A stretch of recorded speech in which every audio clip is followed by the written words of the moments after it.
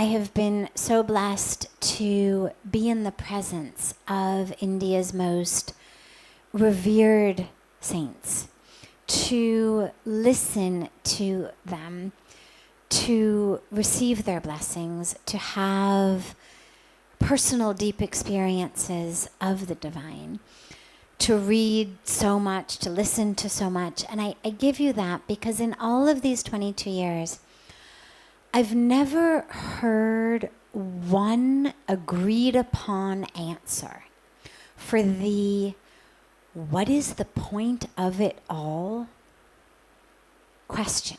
As in, if God is perfect and God is omnipotent, all-powerful, and infinite, why wouldn't God just create us already enlightened? Like if God is doing this whole thing, why would God make us do this?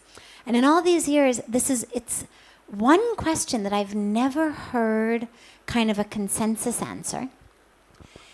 The answer that I've heard the most and that feels the most right to me goes like this. There is nothing but God. Okay, that's agreed upon. Even if I worship God in the form of a deity, say I have a deity of Krishna, or a deity of Ram, or a deity of Shiva, or a deity of the Divine Mother, and I worship God in that deity. Nonetheless, if I am well educated or well cultured or enlightened or have been in the presence of the saints, I know that actually I am one with God, that there isn't really this separation of God here in the deity and me over here in this space between us. The bottom line truth is nothing but God. Okay? However, being in love is a very beautiful thing. And in the Indian tradition, there's many different lineages, but they tend to fall into one of two categories. One is the category of there is nothing but God, Advaita path. Everything is God. The idea of dualism, the idea of worshiping a God outside of yourself is an illusion.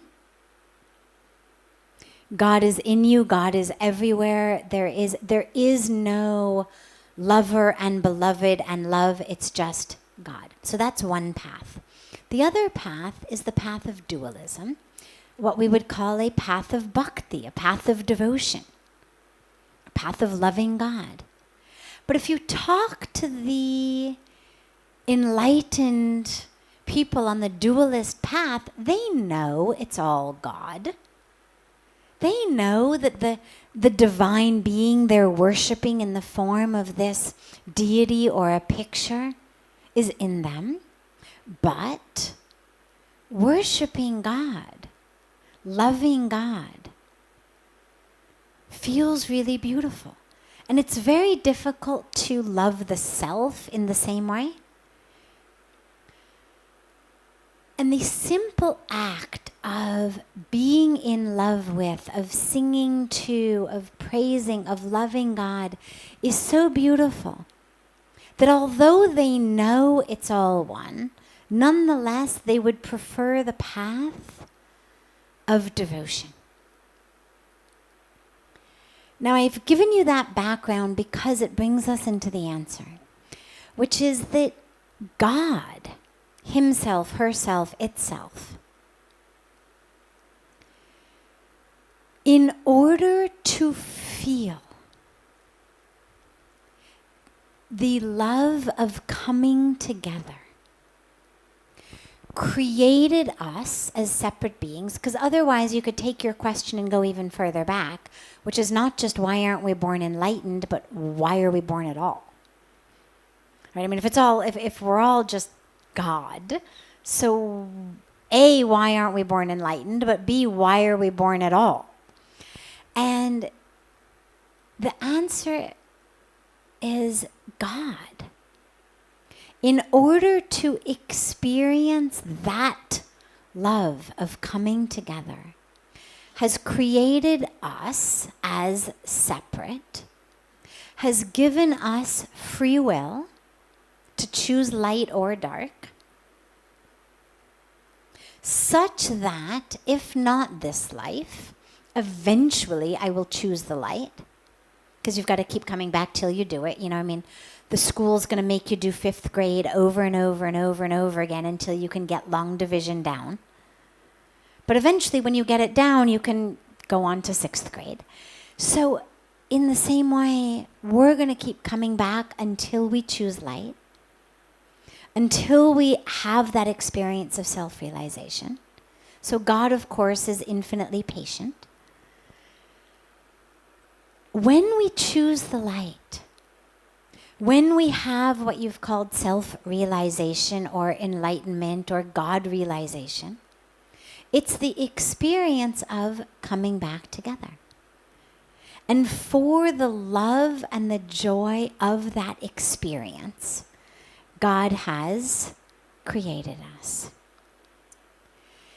Those of you who are married or who are in or have been in passionate love relationships know that one of the things that we do, consciously, unconsciously, is create some conflict with our loved one. When things start to feel kind of boring in a relationship, sometimes consciously, sometimes unconsciously, we sort of instigate a fight. Why? Because making up feels so good.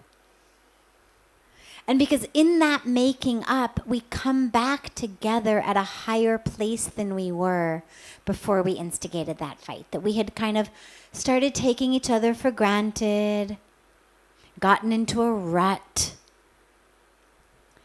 And so we know this drama of the fight so that we can make up. So in the same way, God has pushed us out in order to experience the joy of us coming back, of that oneness. So I can't guarantee to you that is the reason. I cannot say to you, I have gotten it from God's mouth and I am sure that's why. But this is it's the reason I've heard the most frequently, and it's the reason that in my own heart feels the most right.